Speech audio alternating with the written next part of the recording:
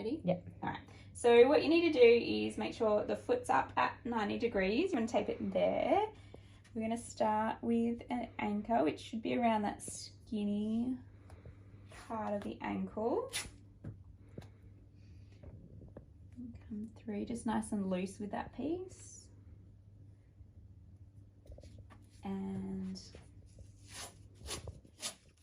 then we're going to do what's called some stirrups. So I normally start on the inside, and you want to cover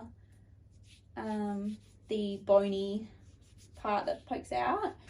Don't come too far back, and then come around.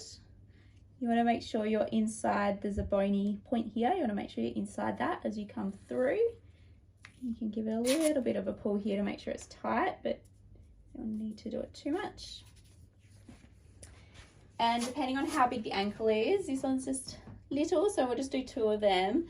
You want to kind of splay it out so it covers half of what you've just done, and then another kind of spreads out so that it's covering the whole way around that bony part there.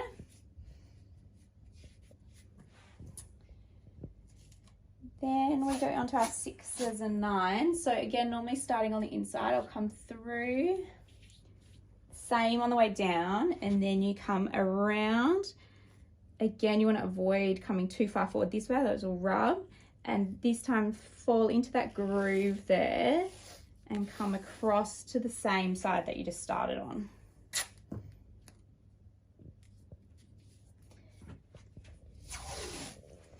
And we'll do the reverse then from this side. So you start here, so just that little bit kind of behind and on the ankle, come around, come through and across. You again want to make sure you're not coming too far down here, otherwise that'll rub and you'll get a nice blister, which you don't want.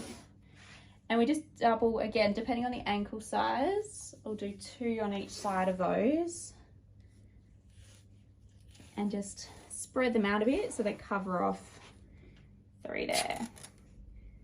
What you're wanting to do is support the ligaments that sit in here, so you want to make sure you've covered that area well.